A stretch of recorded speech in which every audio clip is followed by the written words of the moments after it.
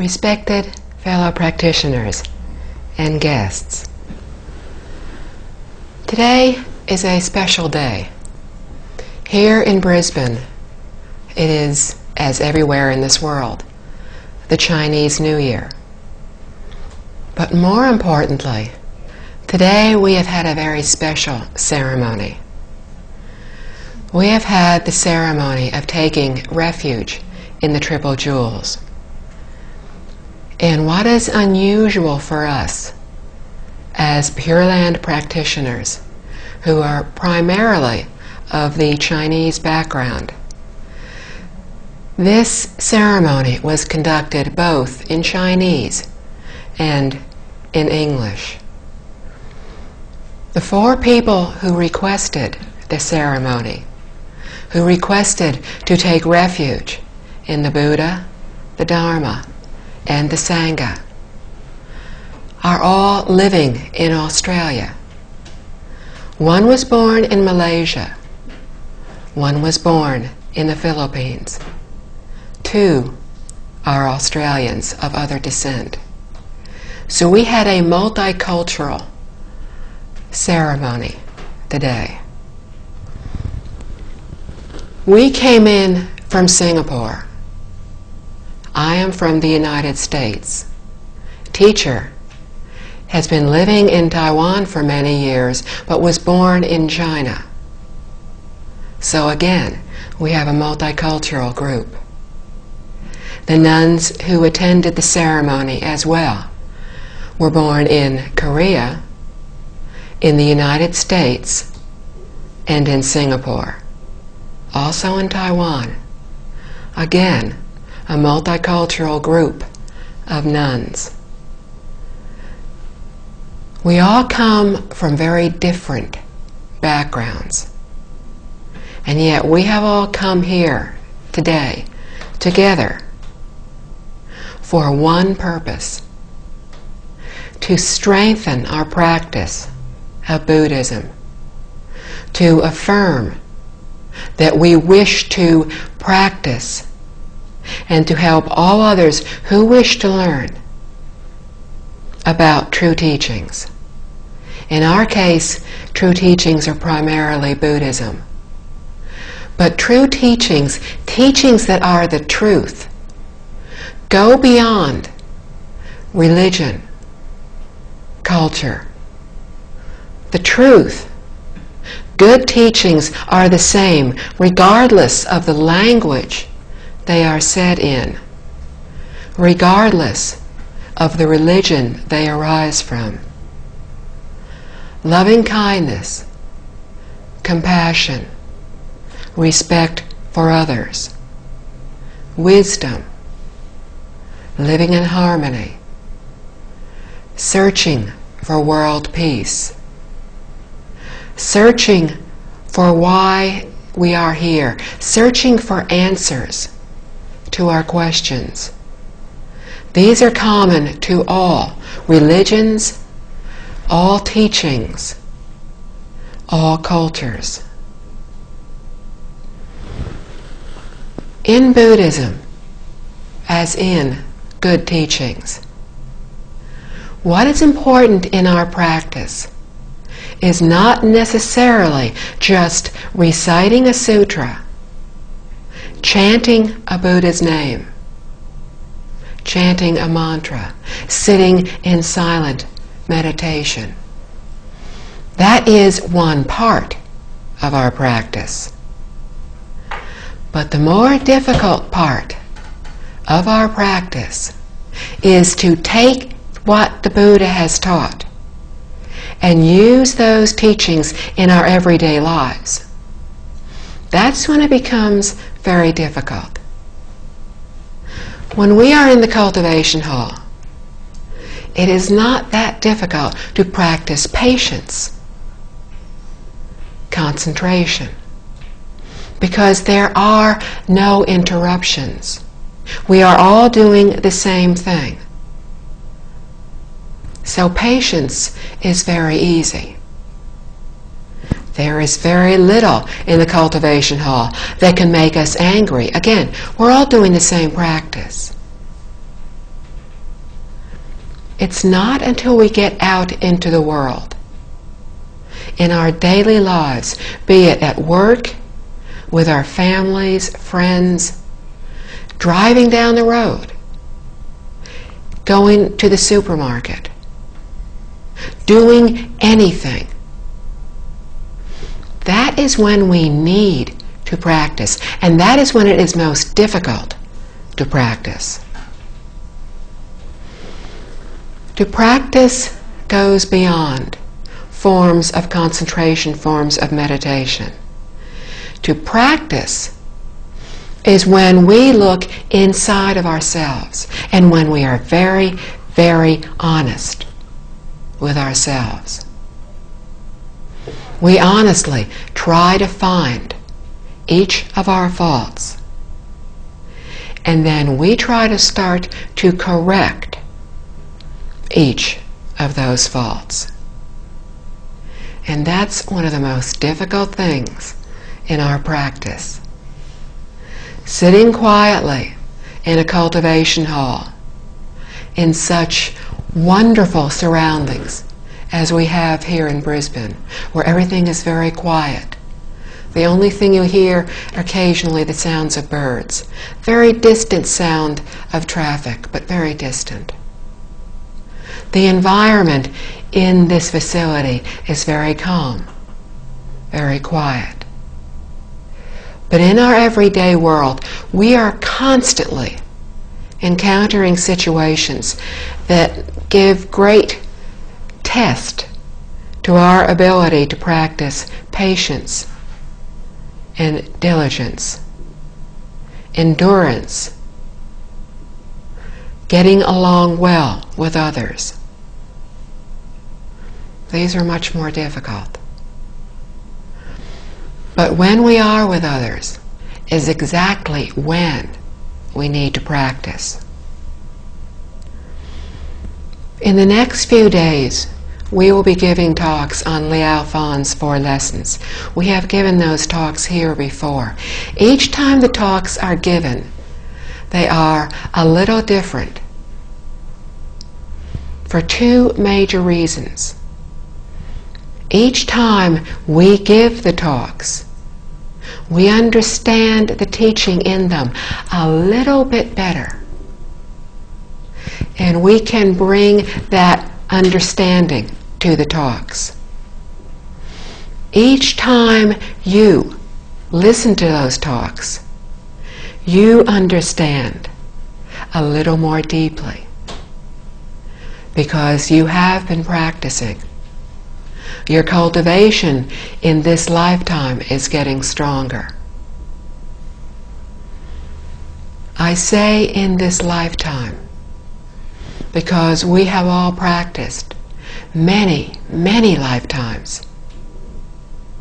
If we are in this room, able to listen, able to give a Dharma talk, if you are here to either take the 3 refuges or to be with your friends who are taking those 3 refuges, we have all practiced before, or we would not all be here together.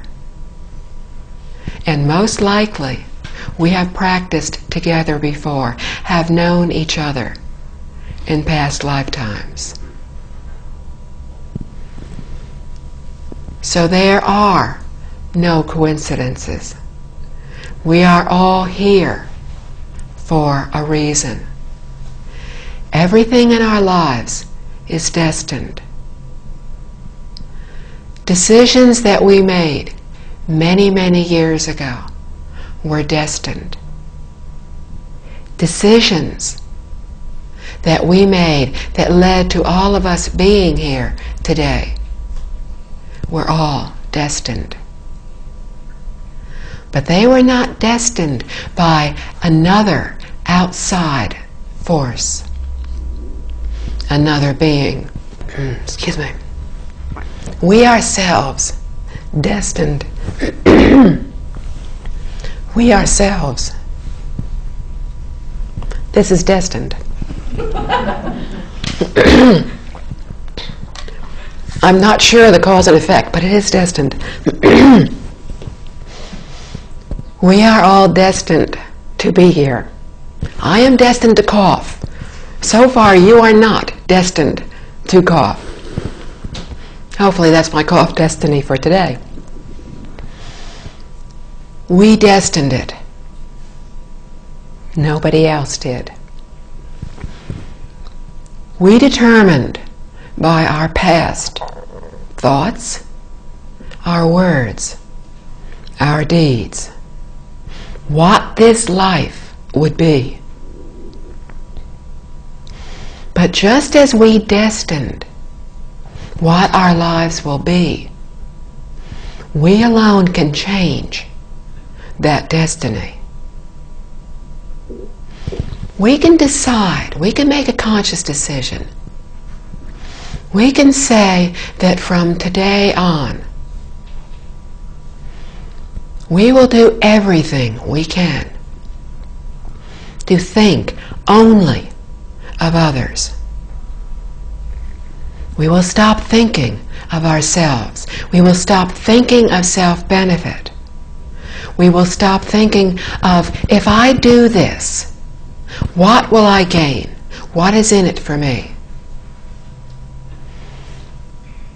We will sincerely, spontaneously do everything we can to help others. We will not have to think, should I help this person? Should I not help this person? We will see that what they are doing is good. And we will automatically do whatever we can to help them. This is practicing Buddhism. If we do this, if as we try to correct our faults, we also try to only think, how can I help others? What are they trying to do? We can give of our physical labor. We can give of our wealth. We can give money. We can give possessions. All these givings are the giving of wealth. When we give these, we will gain wealth in the future. And our giving in our former lives of wealth has determined whether we will have money now, whether others will help us now as we helped others in the past. The second kind of giving is the giving of teaching. What we are good at and others wish to know, we teach. We teach without holding anything back. If we hold something back, and this is very often done in the workplace, if we hold something back, we are not truly teaching others. Often what happens at work is our supervisor will ask us to teach a new person what it is we do. Now, we're not perfect beings. We do not have perfect compassion, perfect wisdom. We are not yet enlightened. We're far from enlightenment. And we only may be beginning to be awakened. So we are still ordinary people. As ordinary people, our natural reaction is, when somebody asks us to teach what we know, everything we do in our job to another person, our immediate thought is, if I teach this person, they will know everything I do. They may replace me. Or, in my group, I am the only one who knows how to fix this particular food. If I teach this to others, then I may not be as well appreciated in my group because others will be able to fix this dish. And maybe they'll do better than I will. So I'll hold out one little ingredient. It'll taste good, but not as good as mine will. At work, we say, I will teach almost everything, but I will withhold some information about how to do things very quickly, and I will remain indispensable to my employer, and I will not be fired. If we teach others without holding anything back, if we do everything we can to share our knowledge with them as long as they wish to learn, then in our future lives we will have wisdom. If we have wisdom in this lifetime, we gave wisdom teachings in the past lifetimes. But people who are ignorant in this lifetime did not teach others everything when they could have. The result of withholding teachings is ignorance. The third teaching is that of fearlessness. The teaching of fearlessness is to remove others' fears, the insecurities of others. This can be many, many different things. It can be as important, as awe-inspiring as one person giving up their life for another. Equally important can be seeing somebody who is unhappy, who is worried. If we know them, we can just walk up and give them a hug. If we do not know them, if we just see somebody, we're in a store, we see somebody, we're at the office, somebody is upset, we simply look at them and we smile. This is to remove the fears, the insecurities of other people. If we do this, we will receive in our future lives health and long life. Those who practiced the giving of fearlessness in the past will have healthy, long lives now. If we give these three forms of teaching while thinking, if I give wealth, I will gain wealth. If I give teaching, then I'll be wise. If I give fearlessness, if I calm others' securities, then I'll have a healthy, long life. If we think this way as we are practicing our giving, then what we get back will be small, because we will have given for selfish reasons. We will not have given purely. Our giving will be tainted with a bit of insincerity.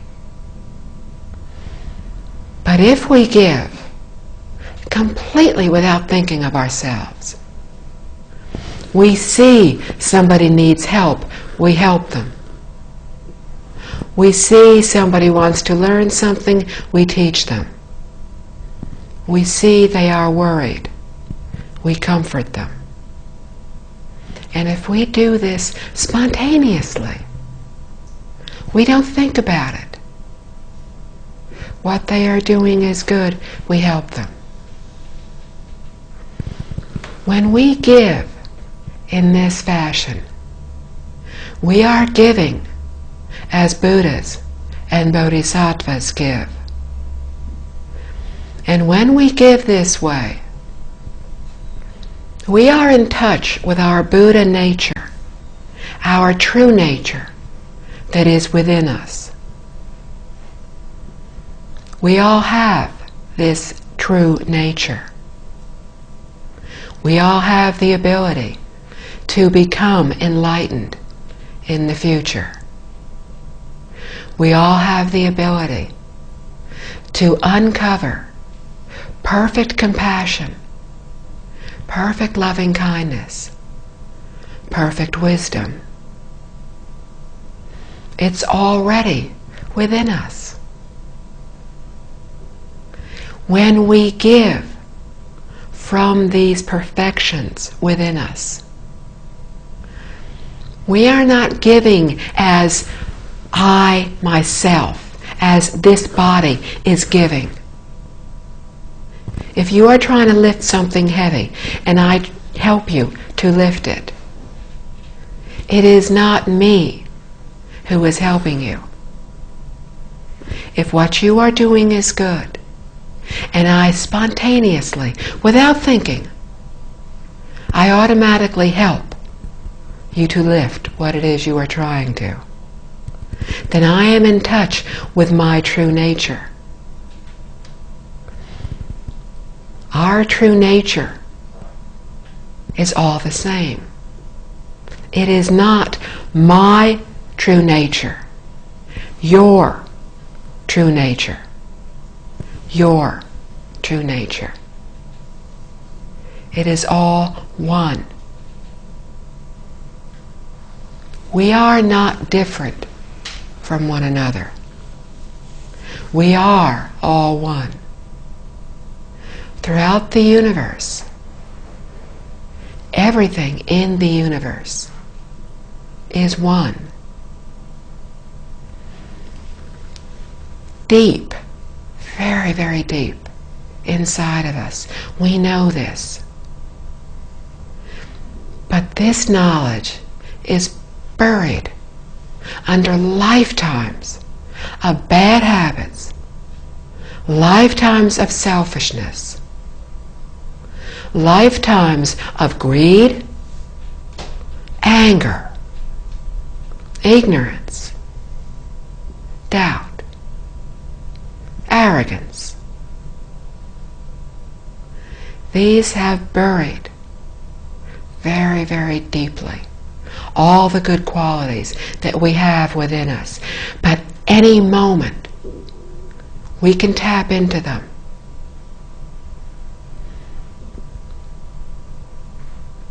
When we are practicing our cultivation in the cultivation hall, or when we are simply quietly reciting a Buddha's name, chanting a mantra, reading a sutra, and we are focusing on what we are saying, what we are thinking, and we have no other thoughts. We're not thinking of what is for dinner tonight. We're not thinking of when we need to leave to drive home. We're not thinking of what we will do next week. When we are concentrating on the name of a Buddha, on the mantra, the sound of the mantra, when we are concentrating on every single word that we are saying or silently reciting of the sutra, and when we are focused on that, if that is the only thing in our minds and our hearts, then we are practicing concentration. When we practice concentration, all of our wandering thoughts die down. And the only thought we have is the thought of Amitabha, the thought of the mantra, the thought of that sutra. When we do that, and that is the only thing that we are thinking, saying, nothing else is in our minds, we are getting in touch with that true nature inside of us. When we are in touch, even for an instant, with that true nature inside, our wisdom will surface for that moment. When we are concentrating on listening to a teaching, listening to a lecture, to a translation of a lecture, even though we have listened to that similar lecture, even the very same lecture, we could be listening to a tape. We could be reading the same book. When we are listening and we hear something and we think, I understand that now, or I understand that better, that's what that means. That is because we are focusing and we are concentrating on that lecture. And because we have been concentrating, focusing in our cultivation, we are able to get in touch with our wisdom. It may be for just a second. I have used the example of going over a talk that I was going to do, and something was very, very difficult to understand. And I needed to understand it because teacher, Master Jing Kong, tells us, if you don't understand it, how can you possibly teach about it to others or talk about it in a talk? If you don't understand it, you won't be able to explain it to others. If I could not understand that phrase in that talk, then I would have to, by conscience, just not say it, because it would have been fake, false of me to say it when I did not understand it. So I was concentrating, trying to think, okay, at least if I listen very carefully to the words, let me see what happens. And I was just concentrating on the sound of the words, nothing else. And for an instant, I understood. And then in the next instant, I forgot. But I thought, okay, if I understood one time, maybe I can understand again. And this time, I'll be a little more aware and see if I can remember this time. I went back to the beginning of the sentence and I read it again, as carefully. Again, I was only concentrating on the sound of each word, each syllable. Again, I understood. And this time, I remembered. In that instant, because I was concentrating, I was more in touch with the wisdom that is inside all of us. That was what allowed me to understand. When we do things selflessly, when we do things to benefit others, we will be in touch with that true nature. After the ceremony today, we were talking, and the subject, actually there were many subjects in our conversation. One of those subjects was learning how to teach Buddhism to others, and how to do so, and how much we need to know. Master Ching Kong had been talking about studying the classics. The study will be done in Chinese. Our conversation was in English because all of us speak English. And if any of us speak a little Chinese, it is a little. So our conversation was in English.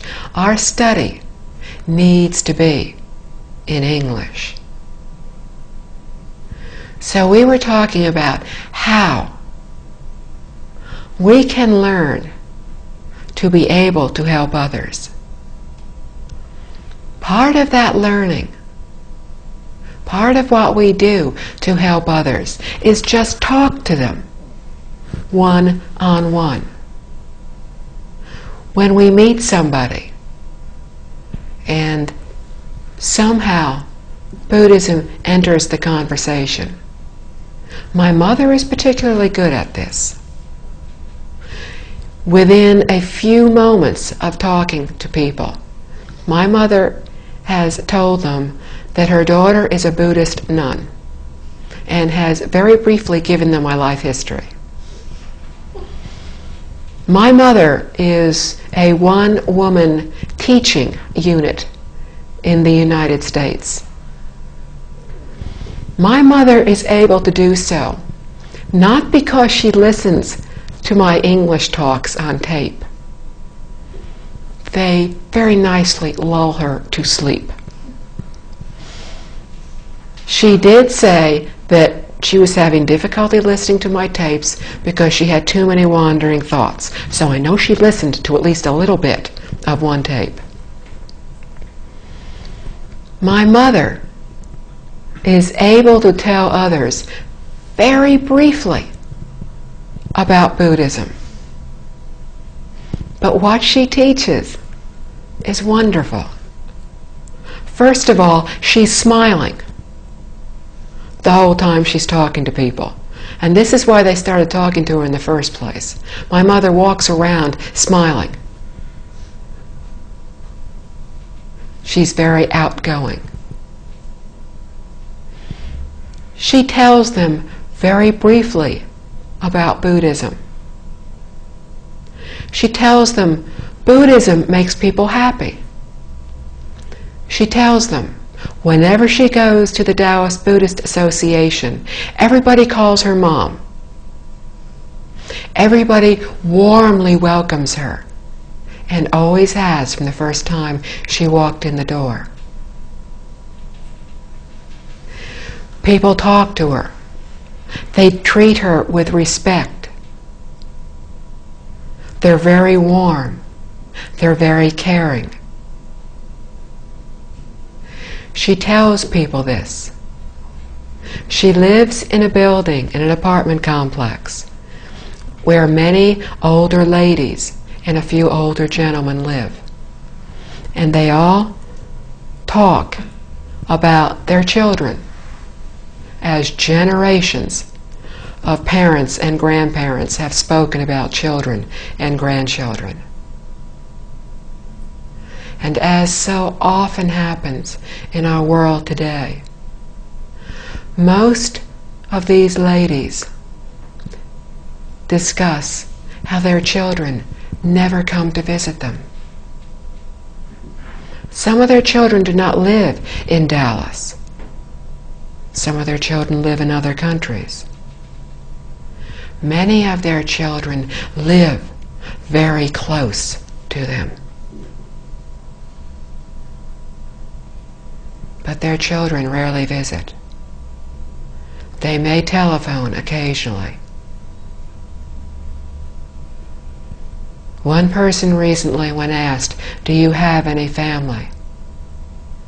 said, "No, don't ask." He probably did have family, but they have probably quit calling, quit visiting.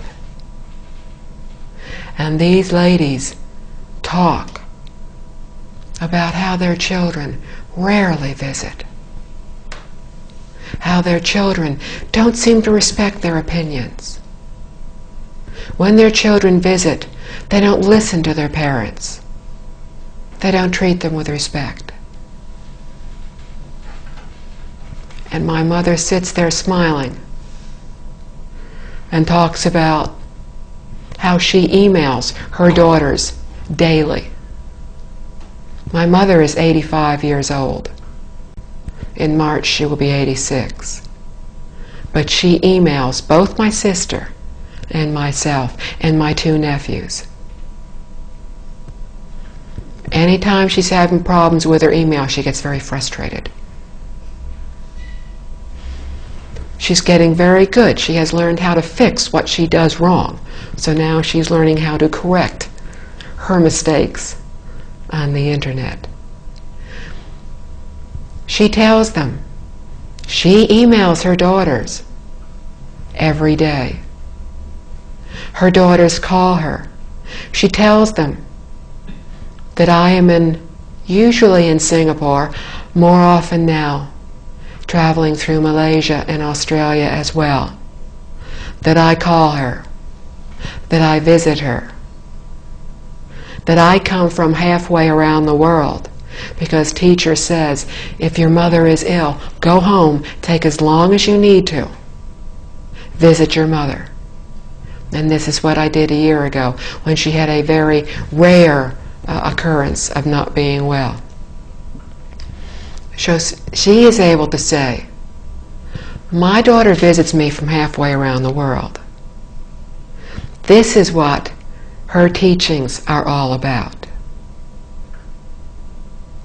So she tells them not very much about Buddhism. She tells them exactly what they need to know. She tailors, without even knowing it, her teaching to suit the audience. This is what Buddha Shakyamuni did. He would look at the audience, at the people who came to listen to him. He would go into concentration. He would understand what their level of understanding was, and he would speak to them. And as he spoke, everybody would feel he was speaking exactly to them. This is a good teacher. Our teacher does the same thing. I have heard many people say, they, as well as I, can be listening and have something that we're thinking about, and we hear just what we need to hear. We hear the answer. This is a good teacher. My mother tells people, these sweet little old ladies who are very funny when they all get together, exactly what they need to know about our teachings. She tells them, we respect older people. We value their opinion. We respect and look after older people, our parents. This is a good teacher, because she tells them exactly, just a little bit about our teachings, but it's the teaching that makes a difference to them. So we do not need to know a great deal about Buddhism to teach others. We need to be sincere, to really want to help others. We teach those who want to learn. But we do not teach those who do not wish to learn. It's pointless. When people are ready to learn, they will come to us. We do not go and say, let me tell you about my teachings. No. The way we initially teach others is by being a good example. And again, we don't need to know a great deal to be a good example. All religious teachings, all ethical teachings, teach us how to be good examples. We're caring, we're considerate of others, we're not arrogant, we're humble. We listen to others. We help others. We practice compassion and loving kindness. These are common to all belief systems. We are good examples when we practice these. And when we practice these, people will notice. Because when we practice thinking of others, when we know that to become angry is pointless, it accomplishes nothing. When we practice remaining calm, remaining serene, being quietly happy, being more overtly happy, others will notice, and they will say, I remember 6 months ago, several months ago, you used to lose your temper a lot more than you do now. And very honestly, don't take offense, but very honestly, you used to be very irritable. You're not quite as irritable as you used to be. You seem happier. You seem better able to take change in your life and not get upset by it. Why? This is when we teach people about Buddhism. We tell them why we are happier. Because we worry less. Because we're not worried about getting many, many possessions. All we think about is, do I have a good place, a safe place to live? Small, but safe. Do I have enough to eat? Not fancy, just good, nutritious food. Do I have clothes to protect me against inclement weather? Not a lot of them, just enough. When we are not thinking of how do I get more things, but we are living simply, we will worry less, and that will show in everything we do. We will not be attached to things. If something happens, we loan something to somebody and they do not give it back, we no longer become upset. If we loan something to somebody and they break it, or we break something, it doesn't bother us like it used to. Because we realized everything is impermanent.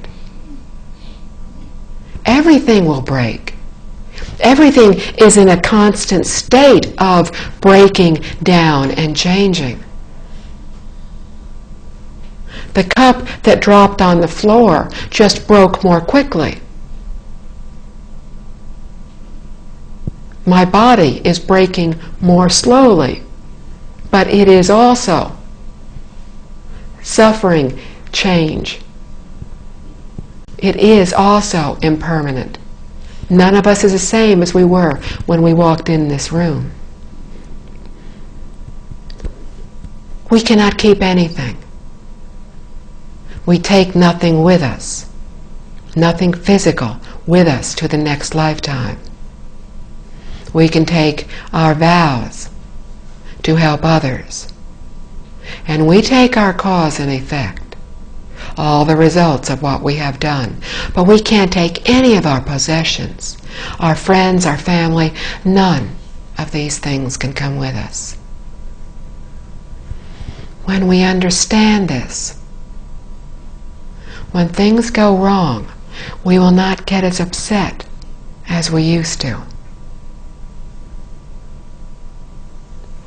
When we have problems, when somebody says something to us, we will no longer get upset because we understand cause and effect. We understand if that person said something to hurt me, it is because I said something that hurt them in a past lifetime. No point in getting angry. They're just giving back to me what I gave to them. Understanding this, I can choose to not return that unpleasantness, and in that way I can end the unpleasantness. These are all very simple teachings, but they can have profound, far-reaching impacts on our life. When we practice these, we are good examples, and this is how we teach people about Buddhism. We can talk to people very simply. Teacher has said, concentrate on books on cause and effect. Patriarch Ingguang, who lived at the beginning of the last century, 13th patriarch of the Pure Land School, taught primarily 3 books. He advocated the teaching, the book called Liao Fan's 4 Lessons.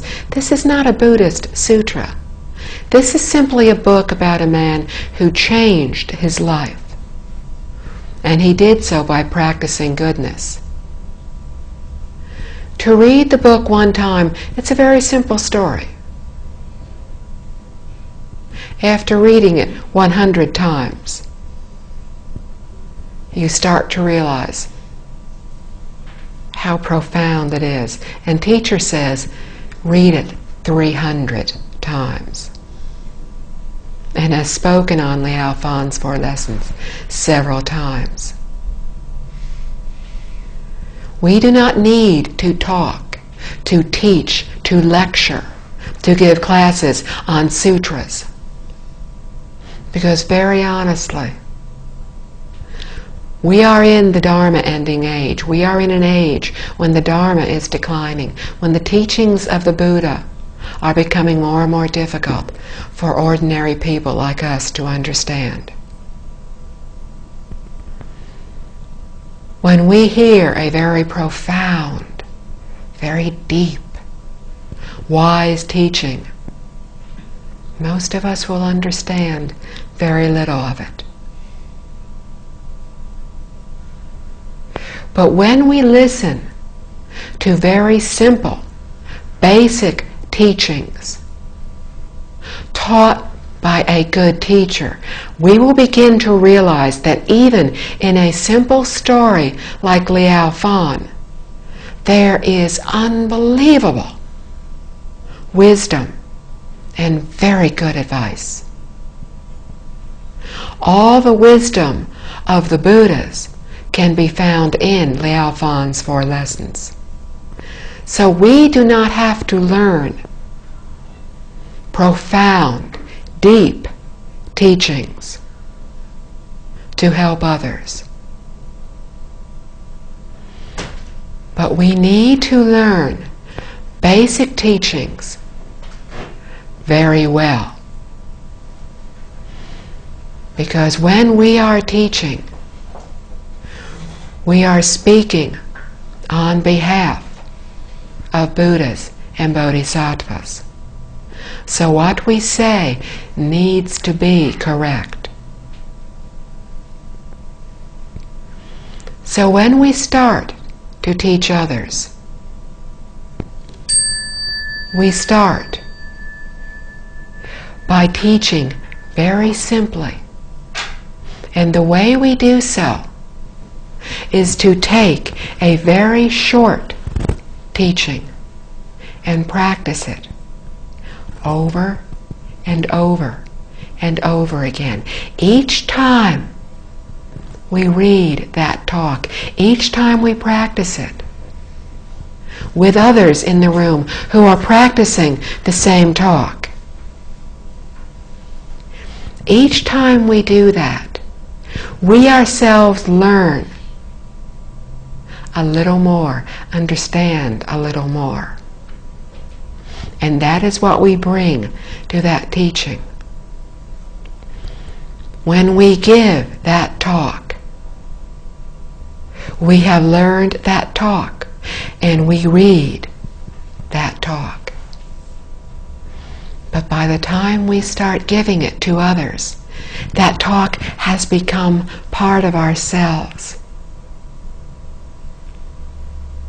And even though we are reading it, it is very honest, very sincere, and people feel that. And that is all we do initially. We just give those very simple talks. And as time goes on and we learn more, we teach more to people. When we are talking to others about Buddhism, we also keep it very simple. Again, my mother is the perfect example. She tells them very briefly, in just a few sentences, a few very true things about Buddhism. If they wish, if the time is right, they will find out more. If conditions are right, they will be able to find out more. So when we are helping others through trying to teach them, we set a good example by living the teachings ourselves, by being kind, thoughtful of others, respectful of all people, all things. We practice compassion, loving kindness, patience. We think of others, not ourselves. We tell them just what they need to know at that one particular moment. When we are doing this, as unskilled as we are, as little as all of us in this room now know, when we are doing this from absolute sincerity, because they wish to know, we want to help, then we ourselves will be helped. Buddhas and Bodhisattvas will come and they will help us. All we need to do is generate the vows, the wish to unselflessly help all beings. To do this sincerely. If we do this sincerely, we ourselves will receive all the help we need. Thank you. Let us read the dedication of merit together. May the merit and virtue accrued from this work adorn the Buddha's Pure Land, repaying the four kindnesses above and relieving the suffering of those in the three paths below. May those who see and hear of this all bring forth the heart of understanding and live the teachings for the rest of this life, then be born together in the land of ultimate bliss. Homage to Buddha.